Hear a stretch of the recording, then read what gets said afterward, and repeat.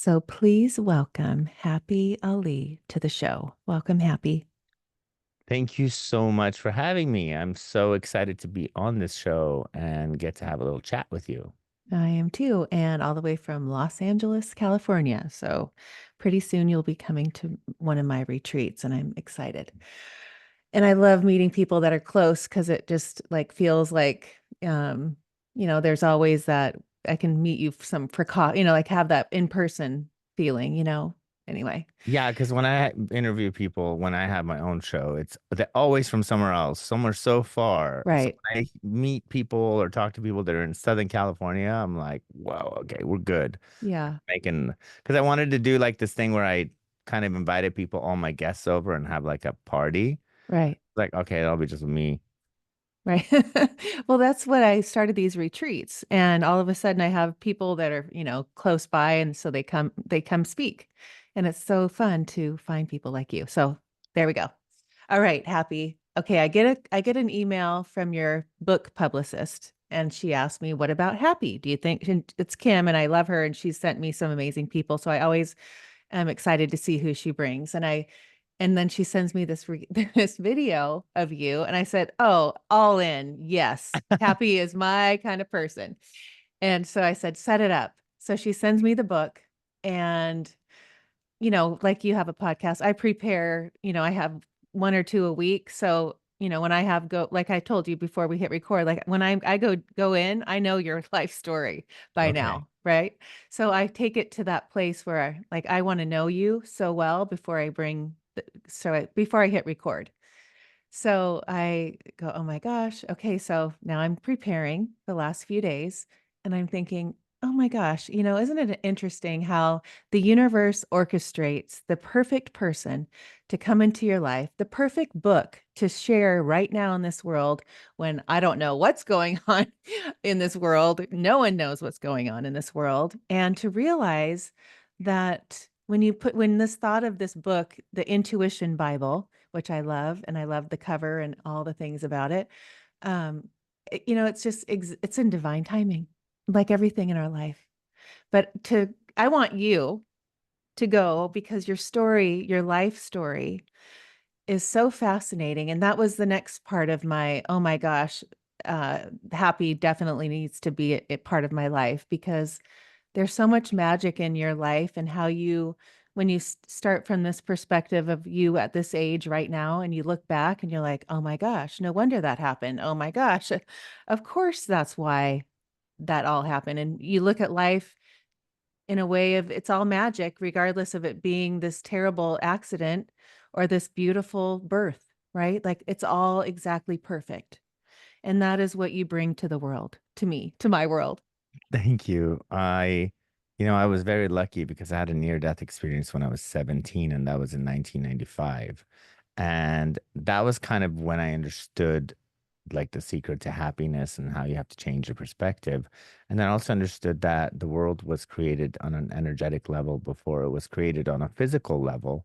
And when you understand that, then the idea of things being coincidences or accidents just kind of flies out the door. And it's fun to have that knowing because people have that faith in faith. They have faith in that. Right. And when you have faith in it, faith means knowing, believing in something doesn't have actual proof. But for me, it's never faith. It was always a knowing because I had my own downloads and experiences when I was very young. And because it was always a knowing, it made life so much easier because it didn't take hindsight for me to think, oh, well, no wonder this happened. So Hmm. as things happen, I really am in the present moment, knowing that this is what I need at this time. And sometimes what I need is great. And sometimes what I need is, crushing my soul at that time. And I know that my soul is here to transform and become more and just be something else. I just recently had this download that was really cool. And I'm using it as download because it wasn't just a thought. It was one of those things where I thought, God, if I'm intending to do something, if I have an intention to do something, Mhm. I'm invested in it. Right. So this is my project. I have my entire attention invested in it. So when my soul decided to don a body and be in this physical world, it's fully invested. And I'm not talking fully invested as in it's in my body just banging around trying to see what happens. It There's a safety net. It's like I am focused on your well-being on your experience and on your transformation because your transformation's my transformation and my transformation's your transformation. So it just made me realize this because a lot of teachers say, the soul is very vague and how it enters the body and it just kind of lets you do their own thing. And the more I have these experiences, the more I realize, no, it does let you have free will and do all that stuff, but it has a lot of invested in it. It has its energy invested in it. It has its life force invested in you.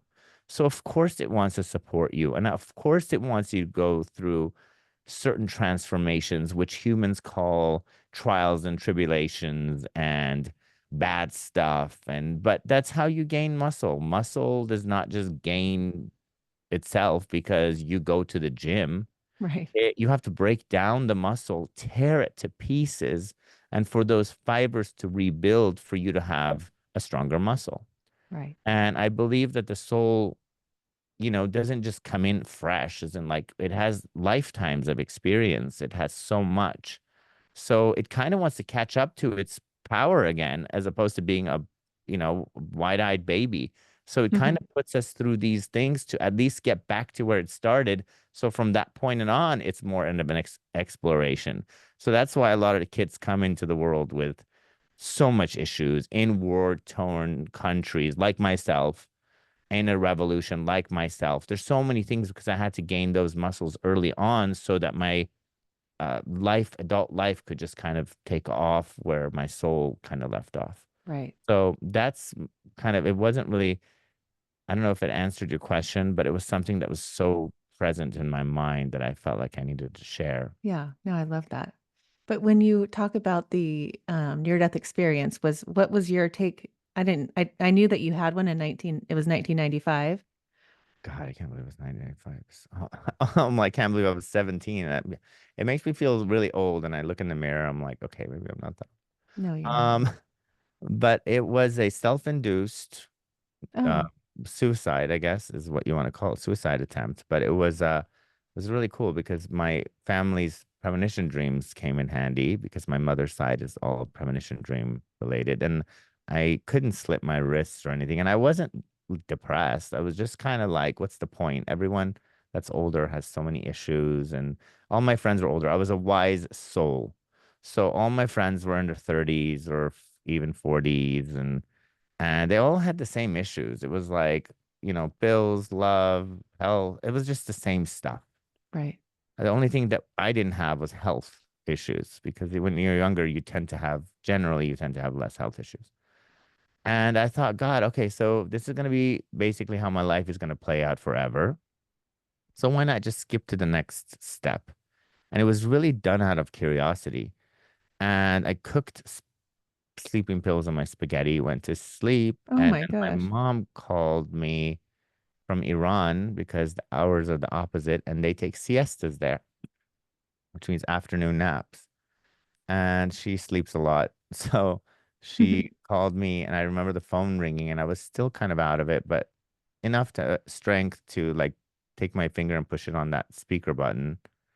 And she said, "Hey, are you okay?" I said, "Mom, I'm going to sleep." She's like, I don't want to keep you up, but I just had a dream that you're not eating well.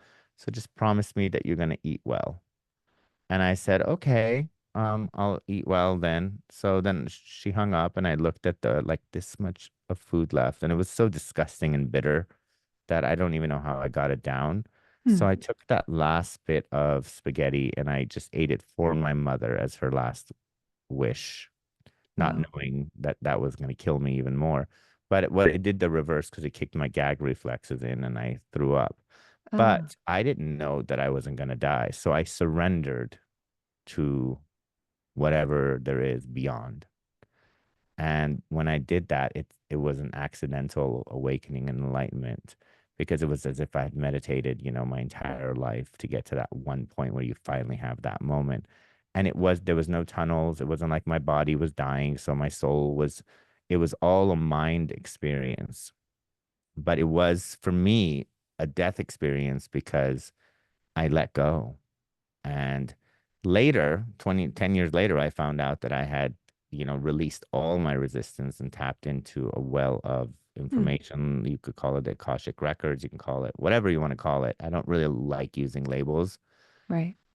because it means something to everyone, but I tapped into source in many ways, but whatever source I had access to. And I just downloaded a lifetime's worth of information.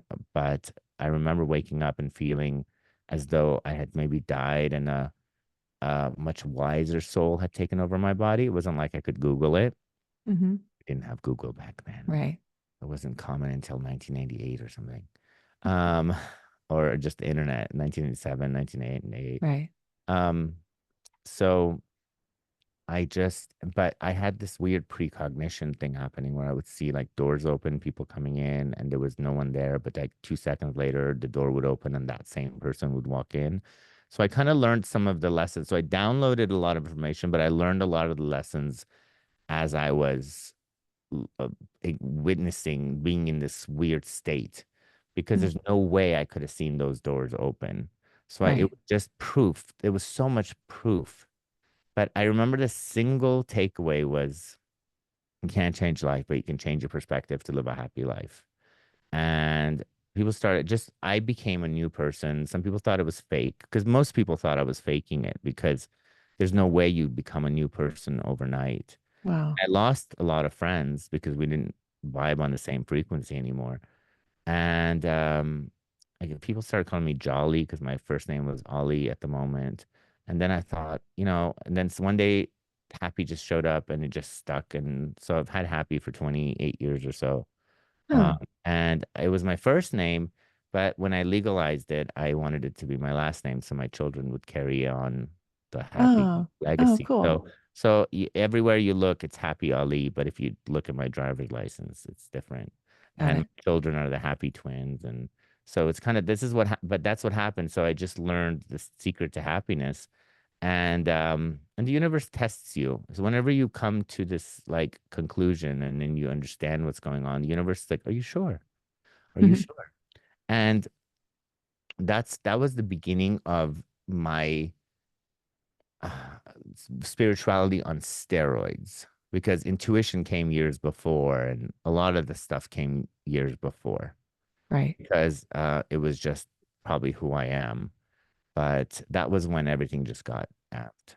Wow. So let's talk about because you say your mom. We're going to talk about dreams regardless because that's a huge part of your story and what you really teach and understanding dreams and everything. And I love dreams and I love to wake up and figure my dreams out. But now, after knowing you and reading your book, it's like that takes it on to steroids, right? But your mom, so let's talk about that. So your mom has, so that's in your genes, like you have that gift from her. I think it's from my grandma, as far as we know. So I think it's my grandma, and then everyone from her side. But I don't really believe that it's genetic. I think it's more nurtured, and because it's nurtured, those genes wake up, Hmm. and your subconscious gives more attention to it. And we talk about it a lot. So if it's something that you talk about a lot and you consider important, your subconscious brings it to the forefront of your experience. So then it becomes more prevalent. So it's been nurtured in my grandmother's side of the family because I have a sister who's my half sister from my dad's side, and we are kindred spirits. We have almost like very similar souls. And she has prophetic dreams as well. She hasn't honed them the way that I have. She hasn't had the time, and she's younger than me. But so I don't really think, and I know many people who have prophetic dreams. So I don't necessarily think it's the genes. I think it's more the nurture Right. because I think we all have everything in us. But the genes that are active really does take us back to our lineage because whoever raises you influences you. and causes you to have certain conversation, activate certain energies and frequencies, which cause you to just be who you are.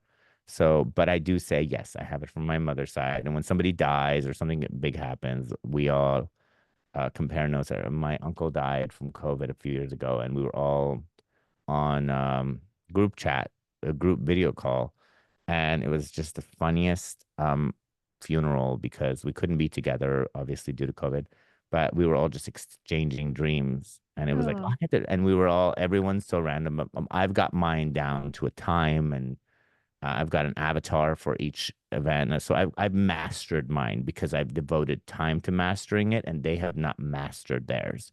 So I know if I have a dream and it feels prophetic, there's a 2 month maximum, maybe 2.5 month maximum until it comes true. oh, wow. I've had some that broke the rules. I have same day dreams. I have all sorts of dreams, but the best part about having dreams is I don't know, this is kind of like a little bit ego-ish, is having pragmatic, really scientific people in my life. Now, I studied psychology and metaphysics my whole life. Not psychology my whole life, psychology only in the last 10 years, or maybe 14. But I have people that I admire and love, and they love and admire me, and they're very pragmatic, and they don't believe in this stuff, but they've bonded with me, and it's just fun watching them, like hearing that I had a dream, and then after like 2 months, it comes true, and then now there's a big crack in their foundational beliefs foundation, and it's Right. just they still are very pragmatic and scientific, but they're like, well, maybe happy is the one that dreams, and the rest of the world is just bullshit. It's kind of like so they've accepted me into the equation, but it's not. But that's kind of fun to do. I have to be honest with you. So I'm like, I Yeah. had a dream someone died. They're like, well, and I'm like, come on, people, like, wake up. There is no such thing as space and time.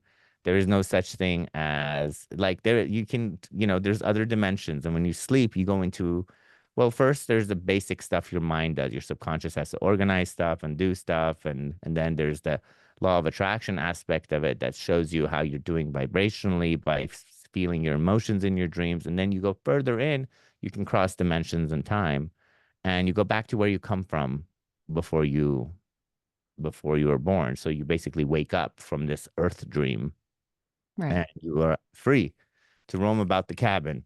And then you wake up, and then your subconscious has to reinterpret that into physical terms. And it does it the only way that it knows how, which is through your very specific subconscious language, which one symbol could mean one thing for you, and it's not going to mean something else for someone else. So it reinterprets it. And then if you pay attention to it, and I encourage journaling, like journaling your dreams for almost a year or even a whole year, and then color coding it based on emotion, and then journaling your real life, and then color coding it by emotion, and then see if there's a pattern. Huh. So when you do that, when you experiment, when you're giving airtime to something, it's just like any skill, and you master it. So So how do you describe that then? So if you are seeing something in the future and it's coming through to your dream, it's already happened and you're just getting like how you explain that there's no time and space. I think that it's already fixed in your current timeline. So I believe there's a lot of different probable lives that you can have, or multiple timelines you can exist at the same time. But the one that you're vibrationally closest to, or energetically, and your frequency is more dominant in right now, that is your current timeline. And unless you have a big shift, you can't jump ship, basically. You Right. can't go to another timeline. But I feel that based on my dreams, my theory is that around 2.5 months or so is when things are pretty much set in stone. And we're just waiting for the maturation of the energy for it to show up. Now, I asked Esther Hicks this question, You did? and yeah, and I said, "Hey, are these predestined now by the time I dream them?" She said, "No."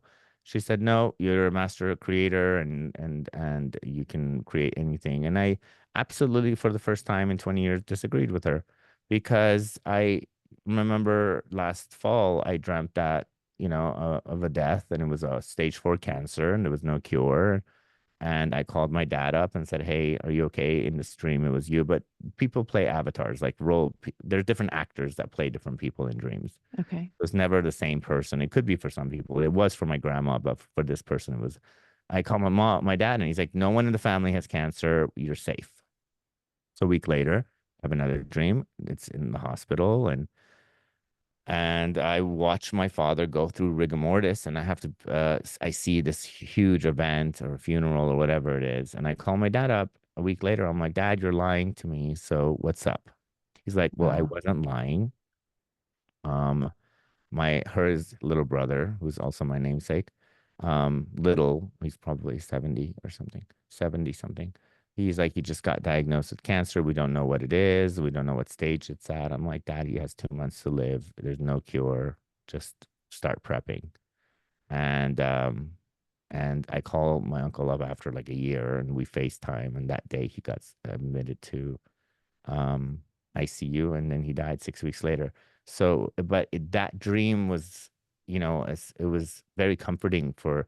Now, some people think it's a blessing, some people think it's a curse, but I think it's a blessing. It feels like a curse because then you have to wait it out, Right. which sucks.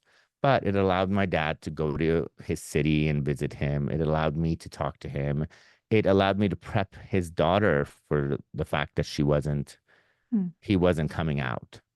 Right. And there was other parts of the dream that I don't want to really go into too much detail, but he was alone in ICU for a long time. But in one of my dreams, his best friend was there with the whole time with him.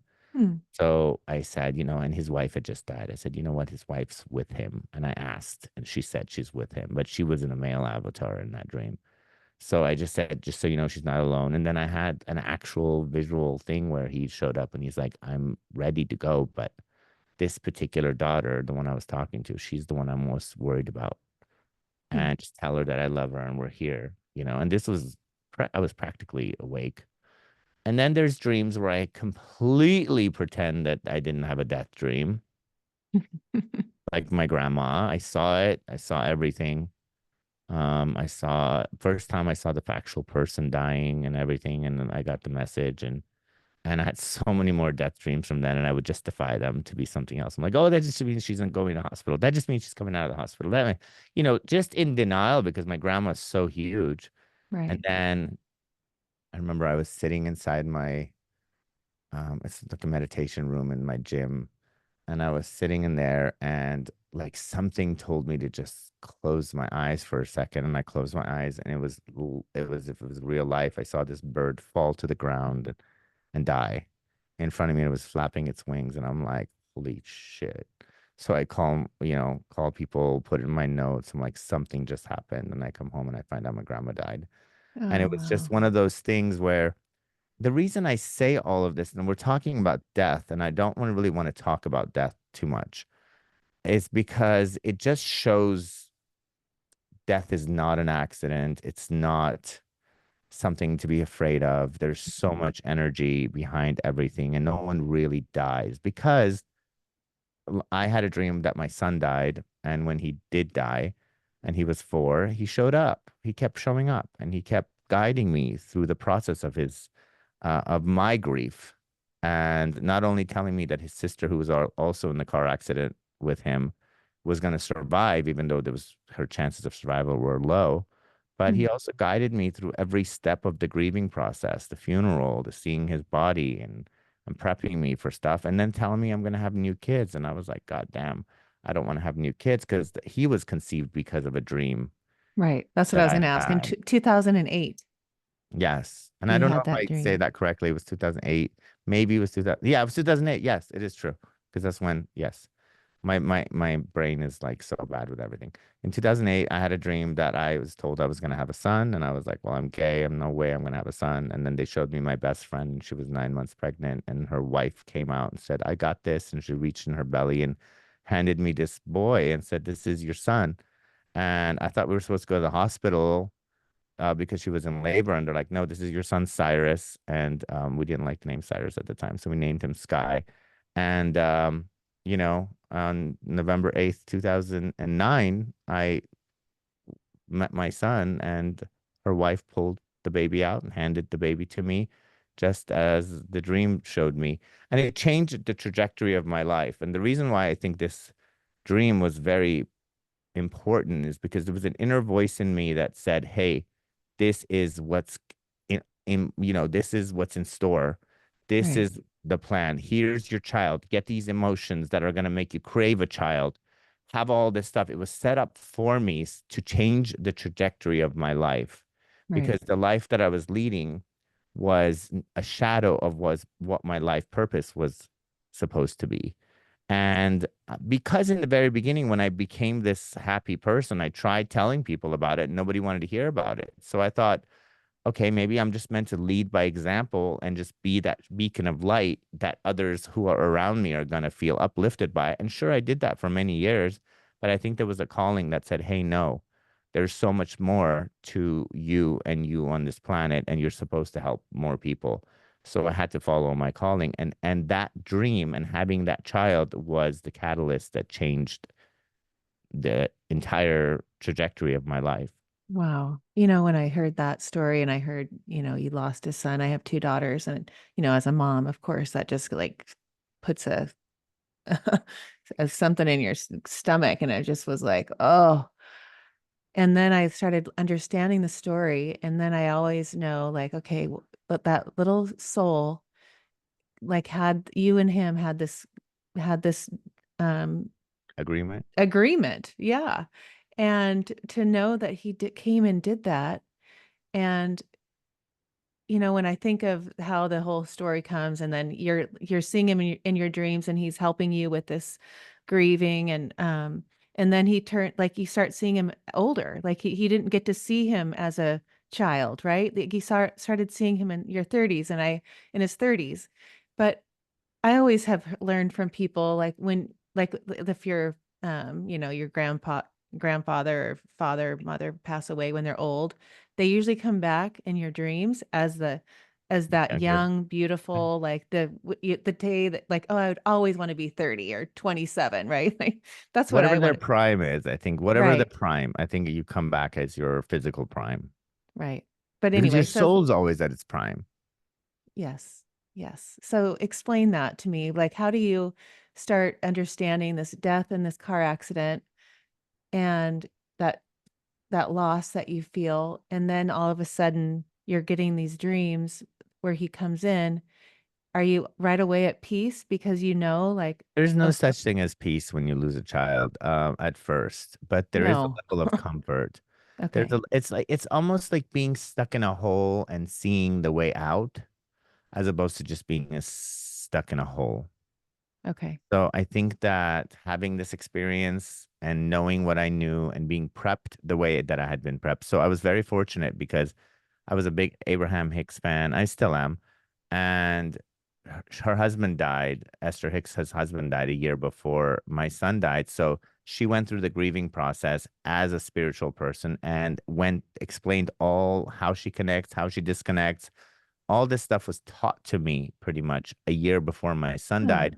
So it was as if I went through a school of grief or post grief from one of my greatest teachers Or prior he to his croaked. death. He croaked. He croaked. Yeah, and I still, I like the word death and dead because it shakes people up, and I love it because, um, to me, it's disrespectful as when I'm like, oh, that's my dead son, and people are like, don't say that. I'm like, there's no such thing as death.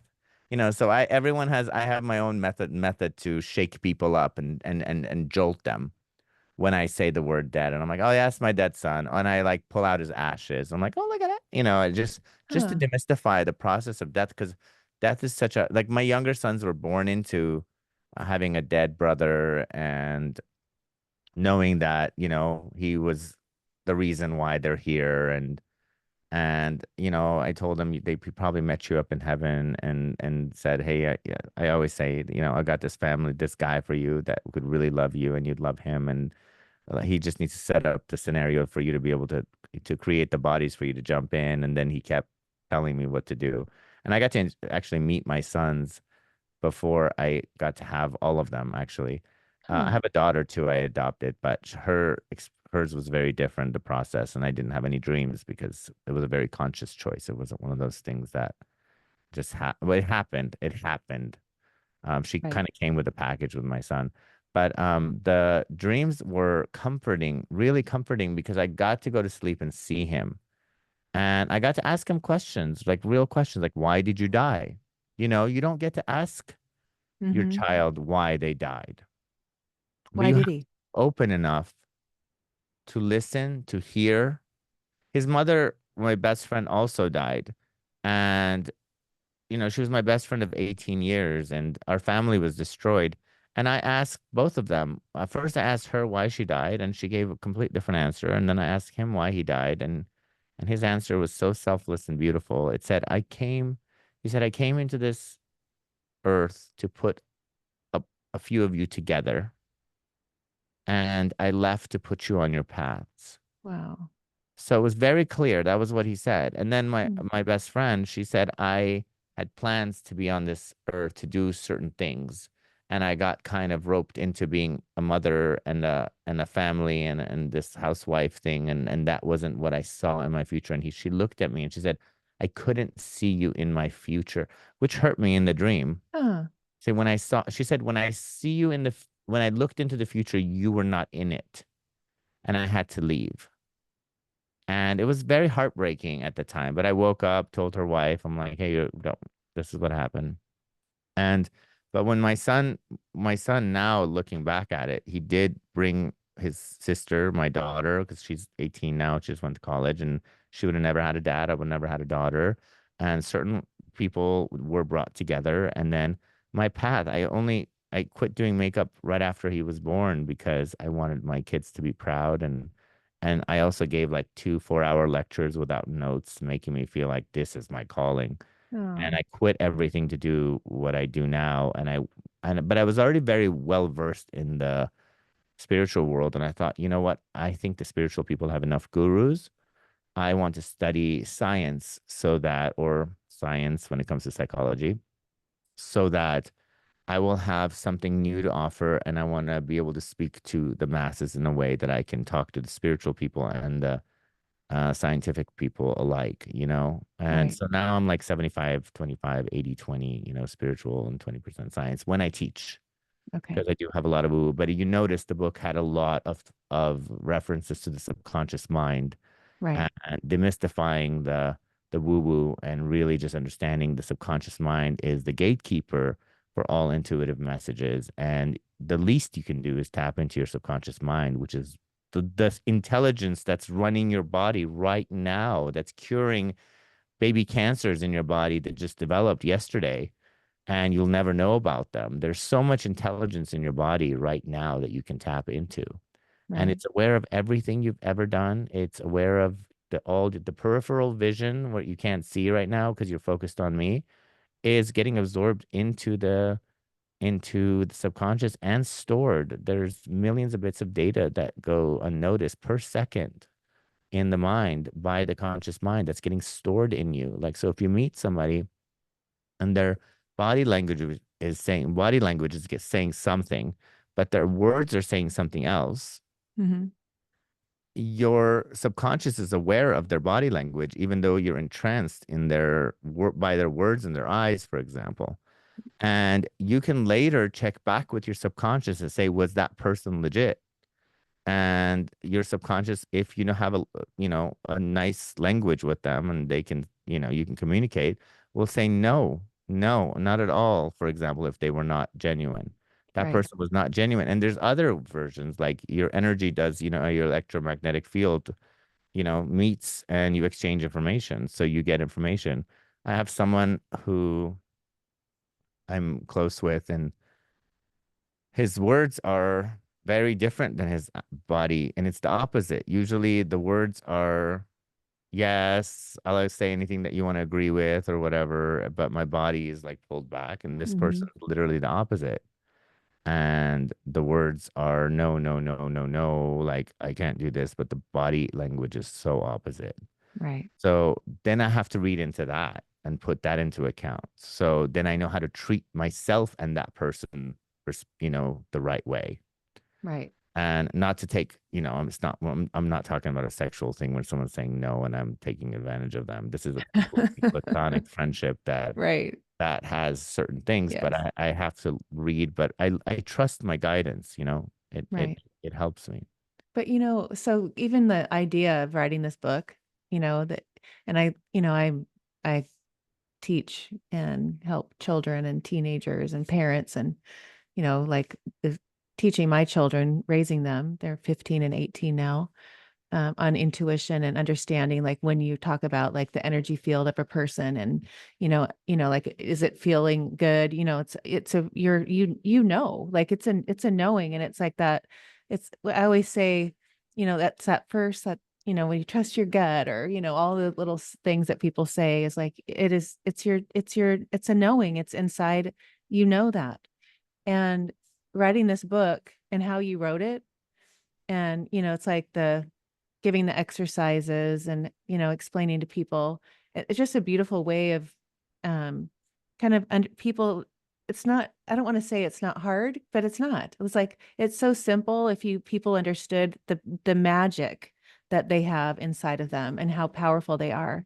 But we've been so programmed to believe that we have all these limits, and and it's like, no. And it's so fun to be a mom, and I'm sure as you raise these little boys, to show them their intuition, and I'm watching them on Instagram, and the things that you have them do. And I just, that warms my heart, because I want every parent to teach their children how powerful, and that they're intuitive, and they think of the moments in their life when they can rely on that, and they can trust it. It's like that knowing, and that trusting, and that surrender to know, like, I know exactly what is right exactly right now, because that's what's my body's telling me, or what my subconscious mind. But you explain the connection. So you talk about, like, I wrote them down, because it was so cool, because you start with the subconscious mind, then you go down to like the higher self, and then you go all the way down to the very last thing is God. God, basically, yeah. Right. So uh, first, I did mention that your subconscious mind is storing about 2 million bits. I don't remember how the number is. I'm just going to say a couple of million. It's either 2.3 or 1.7 or something like that.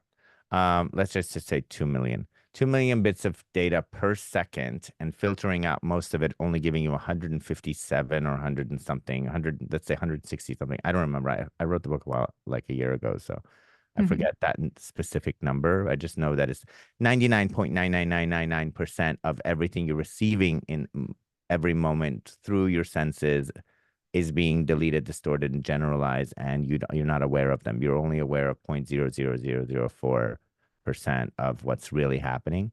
And if you think about that as a supercomputer, it's as if your entire body has been storing all this information. It's kind of like AI, where it has all this information. It's a supercomputer.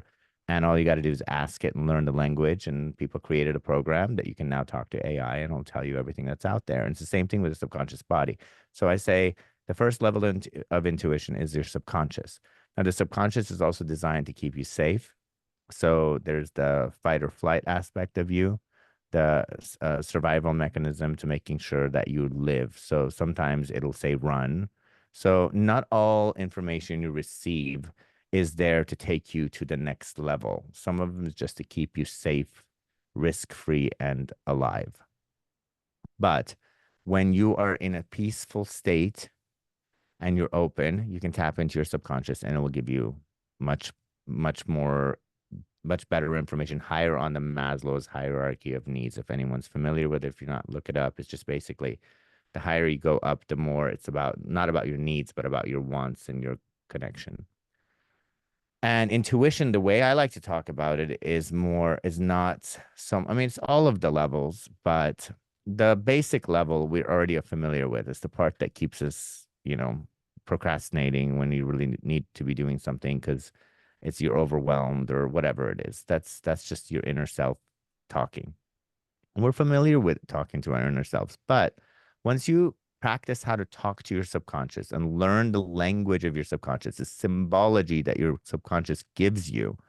For example, if your mother was raised with you were raised with an abusive mother with red lipstick, and then someone else was raised with an abuse with a lovely mother with red lipstick, your subconscious would show you red lipstick when it would mean one thing, and the other person would see red lipstick when it would see Right. mean something else.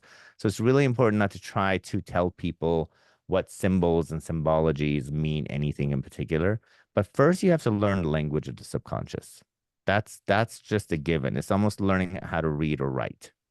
And once you And do you're doing that, that how? And you're learning that by by different exercises, by writing, by journaling, by just knowing, like, and you kind of have to learn. It's not you didn't learn to walk in a day. You took a little while.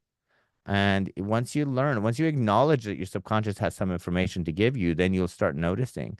Right now, the most people know about their subconscious is that the car drives itself when you sit in it, and that when you're dreaming, you see some weird scenarios that make no sense. That's like people's basic Mhm. perception of what subconscious is, but it's an entire brain that is stores information in your body, primarily in your body, and the subconscious also has, your soul is like basically the mirror version of the energetic version of your subconscious, which is your higher self. And that is a supercomputer as well, tapped into everything.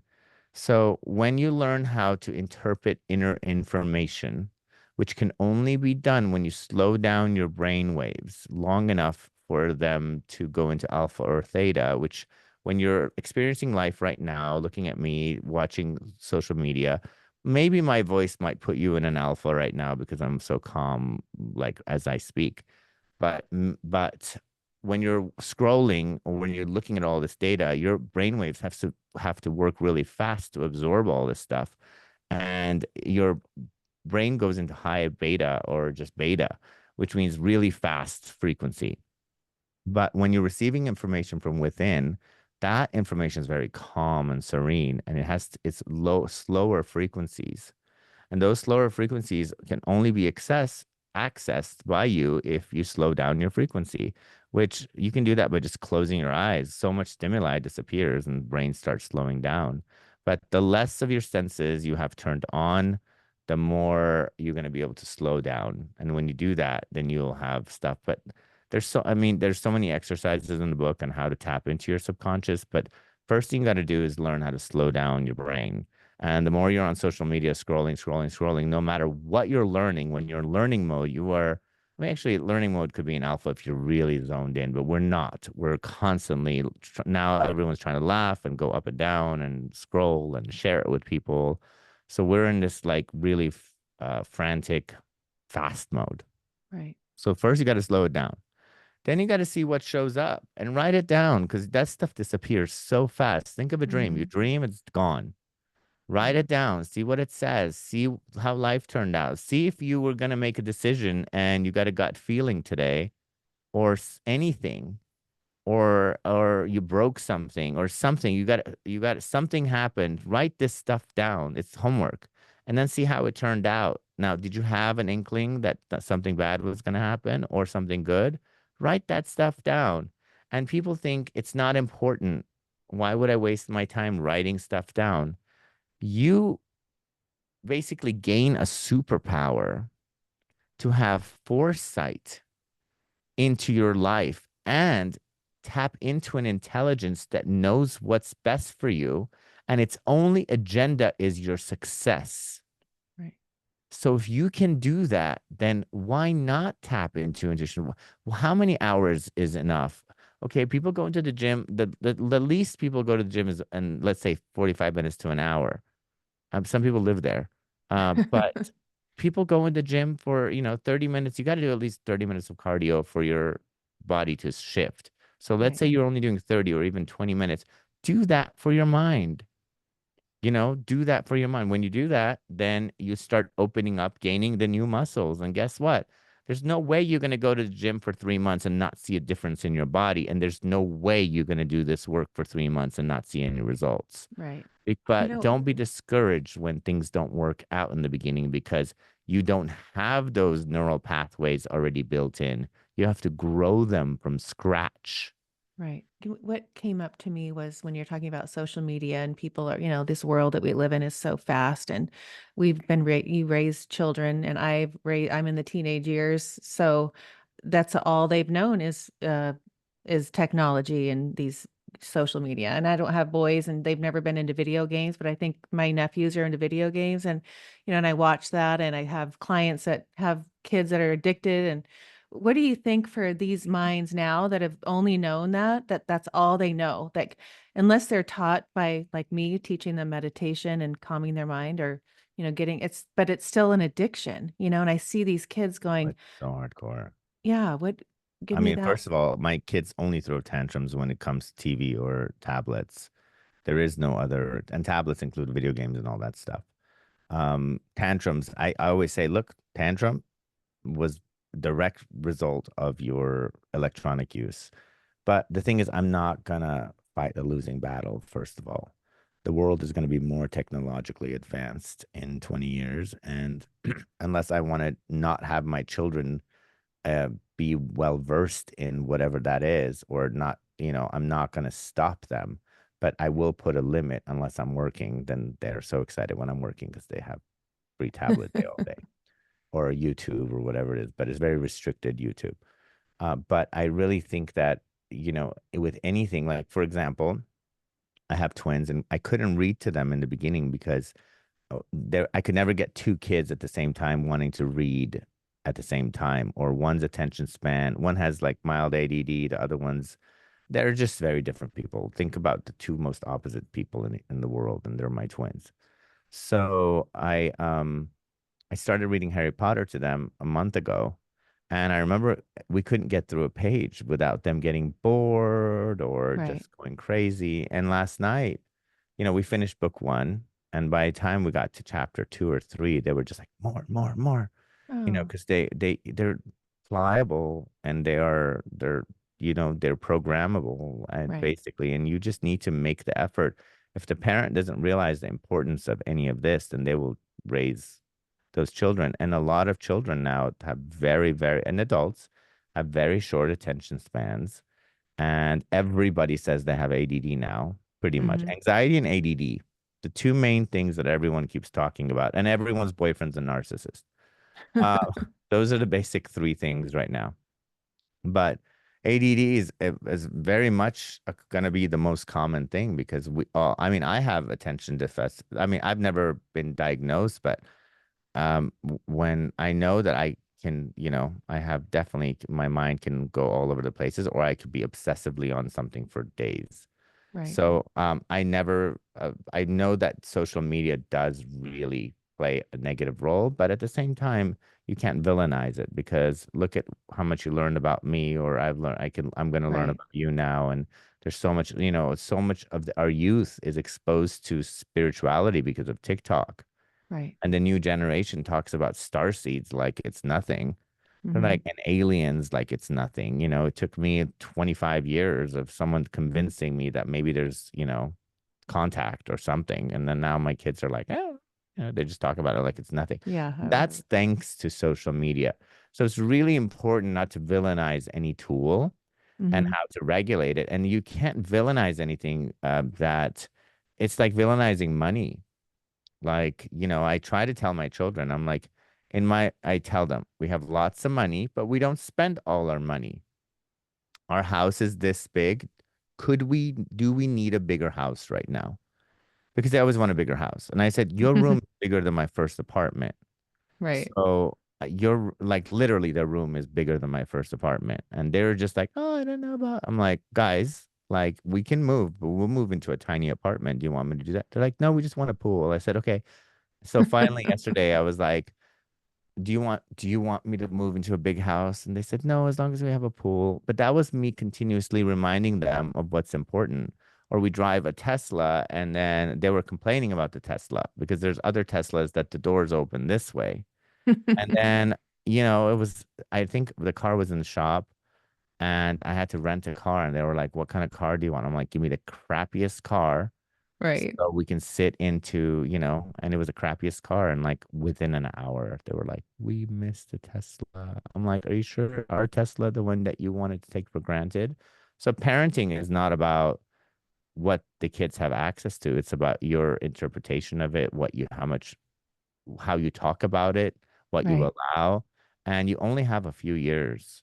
So fortunately, we get programmed in the first 7 to 8 years. Then we get reprogrammed, or more programs kick in by the time we're teenagers, but parents don't have a lot of say in that because the peers do. Right. But we still, what you do in the first 8 years, that's the most powerful thing. Oh, you're So, telling me. Yes, and it lasts. It lasts. My it daughter is does. 18. She's the same person she was when she was 8. Right. I Uh, always say like you're planting the seeds and when they're little and you don't know if they're really, being planted and then all of a sudden they get to where my 18-year-old just went to college too and I'm like, "Oh my gosh, it worked." They worked. it did. It's like so fun to go, as a, you're kind of just going on faith that what you're doing and saying and that they're absorbing all of this, right, when they're little. And then when they get to now I have the fruit of the labor has come up and so fun to watch that. Well, kids model more than they listen. Right. They do what you Trust do, me. not what you say. Yeah, it's really important because I do have, as a single father of twins, I have had to have a fake temper, and I say fake because I have to raise my voice and be very stern because in psychology school they said if you have lots of rules and you're very loving, the combination creates the best children. So I am I would normally be a pushover, but now I'm not. I'm just like, these are the rules. I will never forget. I have an elephant brain for that and no brain for anything else. And I am very stern, very stern. And I notice my kids are very stern, and I'm like, oh shoot, I could have, damn it. But then I thought, okay, maybe they'll raise good kids because all their teachers keep telling me, oh my God, whatever you're doing, keep doing it. Oh, So because they listen, they're loving, they're caring, they hug. But at the same time, when it comes to social media, you got to remember a kid will prefer a kiss and a hug and when in those young ages and for you to pay attention to them over oh, anything. for sure. Like if I Yeah. go to my kids and say, get off Minecraft right now, they will scream. But if I say, come here, give me a kiss, let me read you something, let's do something together, let's go to the park, they'll drop it in 2 seconds.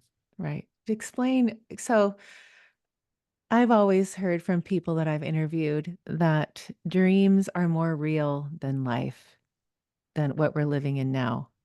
Do you believe that? Well, different. It's different because there is different layers of dreams. So I don't want to clump all dreams into one category. There is the dreams that, like I said, you're just your subconscious stitching real life into pieces and compartmentalizing them. And those are not real. Those are just your brain trying to sort. And it's like watching somebody, file, cabinets and doing that stuff. It could be it's not necessarily, it is real because it is being filed, but it's not that. It's when you enter the dimensions that are not this one anymore and you go away, it's like your mental brain leaves and it's like, think of an out of body experience when you actually go to the other dimension and you wake up. Hmm. I'm using the word wake up. That's more real than this because manifestation is real. You want to find out how to manifest? Try to manifest in a dream. Try to run. Hmm. Now, when you try to run, if you try to move your legs, you're stuck. Your legs will Right. barely move. I But if have you think those. about the location where you're going, you're instantly there. So you want to learn about manifestation, manifest in a dream. Find yourself in a lucid dream and then try to learn or just practice. Say next time I want to go somewhere and that's how manifestation works. Manifestation works with focusing on the end result and really just being there and living there. And then the parts move themselves and there is no time. So yes, when you do dream, when you pass these layers of dimensions and you go to the other ones, then you are in where you go when you die, basically. Because I get visitations from my dead relatives all the time, In your and dreams. yeah, and they take me places, and I they come to me, they visit me, and I know that's real. Hmm. But you Yeah. always know it's real when you remember all the details. If Mm. it's like and it just like I remember the last time my son visited me, and it was a year ago or maybe 2 years ago. God damn it, I'm getting so old that 1 and 2 years seem like the same thing. It was it was right after his birthday, either last year or the year before. I think it was, I don't know when it was. But he was in his 30s, and I spent the entire day night with him, and it felt like days. I mean, we were in a car together. We came home, and he went through. He was like, "Can you tell me about my life?" It was a blip. Wow.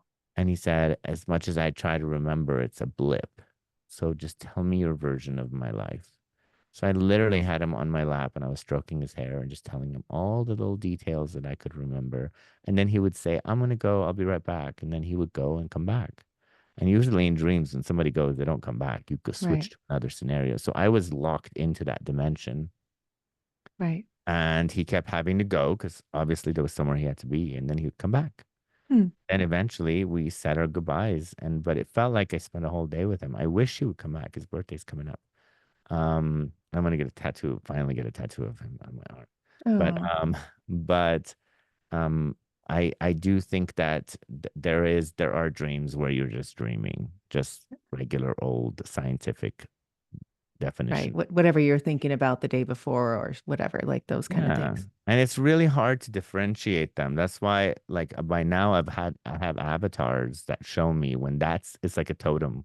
When Hmm. that's in my dream, like that person's in my dream, this is a prophetic dream. Hmm. And sometimes I just, sometimes you worry so much that it's you have this dream that's just a worry dream. Right. Well, I like my sister had a dream yesterday, and I told her, I'm like, just hold off. Don't just assume. Just give it a second. So research what you dreamt Mm-hmm. because it was about a house. She's so detailed in her dreams. She Huh. literally like found like the location of a broken pipe. Oh my gosh. It was like outside of the house, but it was leaking inside the house. It was just this weird, and she dreamt that it was like 2 feet out, and she made these people dig it, and they were like, "You're crazy," and then they dug it, and then they found it, and then they were like, "Thank you," you know. Oh wow. I had So she, one the other day that I could smell. And I was like, "Can you smell in your dreams?" I was smelling it. of course, and people say Why? you can't talk in your dreams, you can't smell in it. Of course, you can do everything in your dreams, but we're primarily communicating telepathically a lot of times, and Right. we're creating so much. But remember, it's not that you can't smell or see or anything. Your subconscious has to translate that into one little, I don't know, like it takes you a few seconds to wake up. Mm-hmm. So it has to translate all of that back into something. And so it can't do it. It's like taking color television, trying to translate into radio. Uh, Right. you know? Yeah. And it's like, okay, you're gonna get some things. It's gonna be 3D, spatial sound, all this stuff, stereo, and it's gonna come out of this little tiny tube, or even a black and white television. Mm-hmm. So it's impossible. But there are cues, and there are hints, and people like me have figured it out. But right now I'm going through something in my life that I'm begging for dreams, begging. And then today I finally had a dream, and then my son's like, Daddy, I'm sick. I'm like, go away, Oh, oh go shoot. away. And he was like, I'm like, go get the medicine. And he got the medicine. I'm like, now get me a cup. You got an empty cup. I'm like, no, with water. So then I was out of it. I was awake. It was like 5 in the morning. Then I Oh was, shoot. and I didn't want to like be upset at him because he didn't know what happened. But I've been waiting for this huge answer. And I'm like, come on. And the funny part is the more you want to know something, the Mm-hmm. more resistance you have and the harder it is. It's almost like if you give in to life and say life is happening perfectly for me, Right. I will take the cues and I will learn your language and I will learn all as many techniques as you can. Because sometimes, so this is another thing I talk about, and I love to share this with you. Sometimes we're so l- dead set on an end result, or we Right. really want something to happen, or we're so blindsided by our own vibration, we just don't see anything. We're walking through life blindly. So then our ethereal body, our soul body, which extends out into the universe, where our physical body does too, but it gives the illusion that this is the end. And then, but the universe is our other body. is our body. We're just an atom in that body. So a lot of times when you're not paying attention to subtle cues, it has to show you in patterns and parking tickets and the same guy showing up in your life, or your the same argument with six different people in the same day, or you start the day with a certain energy. And the outer world is also a level of intuition. It's not, it's outer tuition. Your intuition, it's your outer intuition. And it still comes from the same source. Right. And Love it that. sometimes is much clearer, um, especially to other people, not yourself. Because Yeah. when you're blind, you're blind. You're like, oh my God, did you meet another like person? He sounds exactly like the last guy. And then so Mhm. whenever you find yourself saying, this always happens to me, I keep meeting these kind of people, all men are like this, or all women are like this, or all the kids now are like this, or all of anytime you use those words, it means you got a pattern and the world is trying to tell you something and you got to shut up and listen Right. and stop being the victim and start being the cause. Because once you do that, then you notice, okay, why is my kitchen sink leaking again? Even though it has no reason to leak. We just changed that last year, for example. And how easy was it? Like it gives you so many messages. Like the Hmm. the universe is a living, breathing thing with much more intelligent consciousness than your little tiny brain, Right. especially the part where you think with. You as a soul has infinite intelligence in you, but the little conscious mind of you is little tiny brain, is very little. So trust, look around. You want to live, and that's only for people who want to live a good life. Hmm. And living a good life doesn't mean living a trouble-free life. So I'll give you one more example because I know we're really going over. Um, I decided to quit drinking until the book launch in Okay. last November because I really wanted my energy to be at mine and whole, and I didn't know how long I was going to quit for, but for sure till the book launch. And I went sober for completely sober. No alcohol, no casual drinks. And my life got so even that so did my creativity. My creativity was gone. I put my podcast on a hiatus, but I had other reasons for that. But I couldn't make videos. If you look at my Instagram now, there's the videos are far and few in between right now than they were before.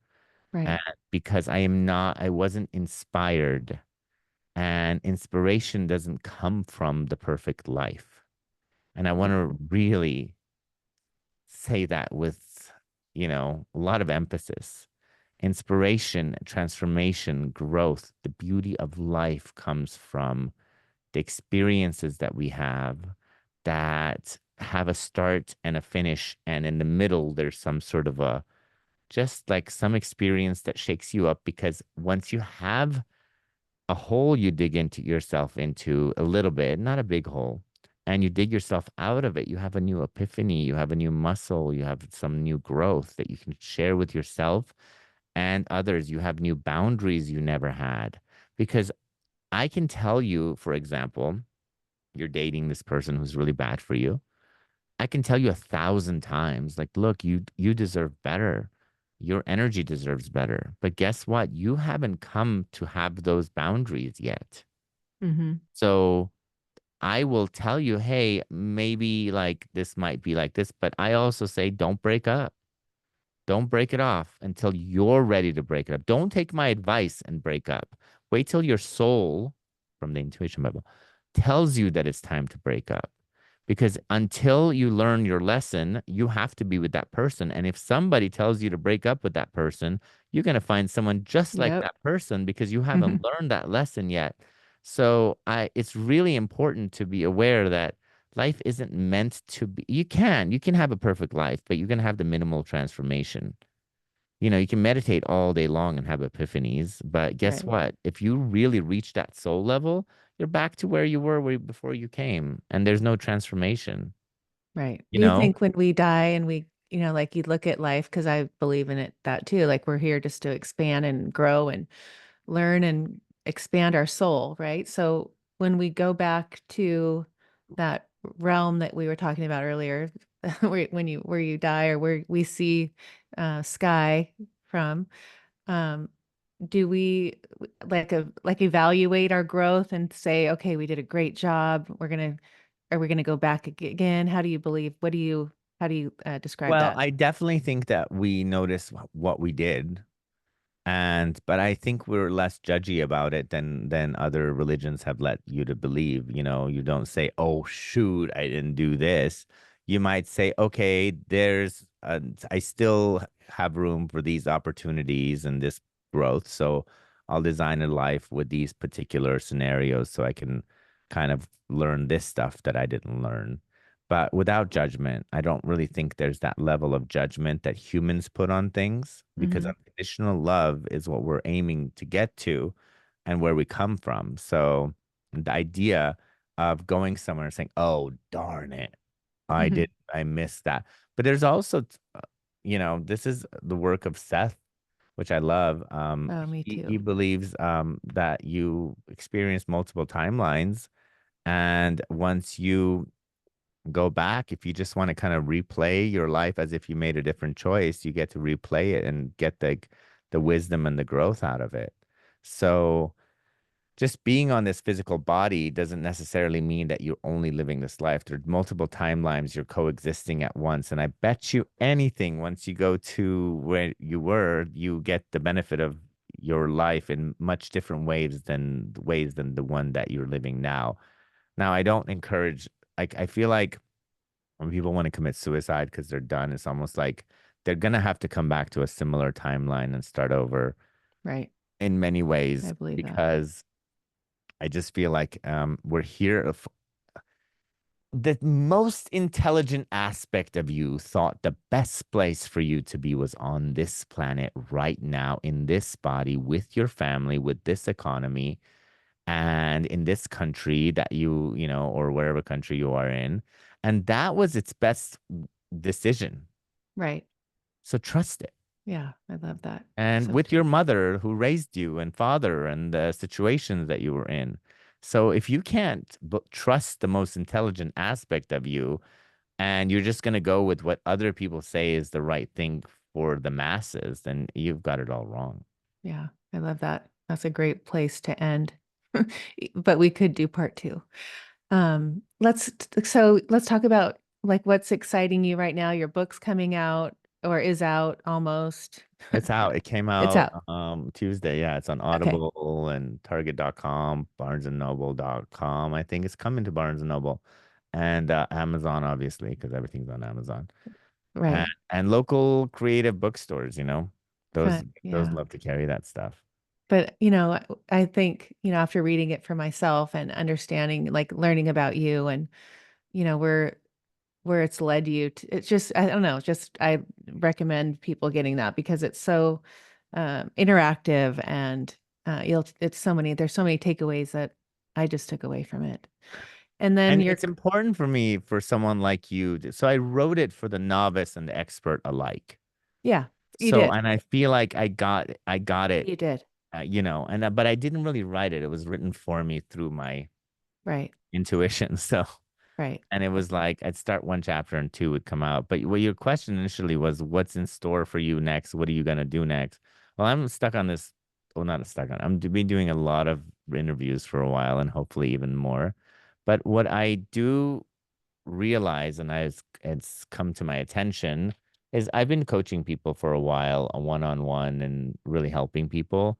But with intuition, I think it's a key. It's really important to see other people's failures and successes at the same time. So what I want to do is start doing, and I meant to set this up now, but I'm so busy. But I'm gonna have my team and myself do it this coming week. And right now, anybody that gets on my mailing list, they get a free um, hypnotherapies, like video, Meditation. audio meditation. Yes. I But did what that. I'm gonna send a mailer out because I want to start. I'm starting a group intuition, and it's really based on an intuition class that I took and some other ones. The style of it is that it's 3 hours, so it's not like 1 hour session with someone. It's 3 whole hours. I might even push it to four if that episode, like I'll leave a 4 hour block, and it's for 12 whole weeks, Oh, because going through stuff and really giving the time, first of all, prioritizing to yourself that A, I'm going to put aside this huge chunk of time per week to learn something. Mhm. And then it's going to be something continuous because I believe it'll continually improve my life. And then I get to watch other people succeed and fail because some people will succeed at one and some people will not. And watching other people grow with you and building a community, I feel that's the next thing that's calling me at the moment. Because my kids asked me last night, they're like, what's your next book? Oh. And and I have a name for it, but I'm not even there for it. It hasn't even come yet. But I always have a name. This was supposed to be something else, a whole nother book, and it got derailed by the Intuition Bible. But authors have like 10 books always ready to go. But I really feel that for me to be impactful is to create a something that's less than $1,000 that could be paid in installments that people can actually well, the thing is it can't be too cheap. I've realized people don't Mm. invest their themselves into things that they Right. I agree. skip sessions and stuff, Right. but it can be expensive to where it's not accessible. And so I think the next step for me is to stop doing one-on-one intuition coaching and Mhm. one-on-one manifestation coaching and one-on-one transformational coaching, even though some of my clients, if they're from the past, they can continue. Um, but I think that's where the next chapter of my career is to really just spend one-on-one with people. Well, not one-on-one, just be my face and a group, Right. see how Yeah. they evolve and for it to be long enough for them to really have breakthroughs. Right. Yeah, I love that. Oh, it's been so fun, happy. Thank You've you made so me much. happy. Thank you so much, Ashley. I really appreciate it. Yes. Oh, I can't wait to meet you in person and talk to you about coming up to it or down to a retreat and do your intuition magic for everyone. That sounds great to me. Anytime you want to add something to a retreat, I'm always down to work something out. Okay, good. All Thank right. you. Thank you. Thank you. Thank you. Have a beautiful day. You too.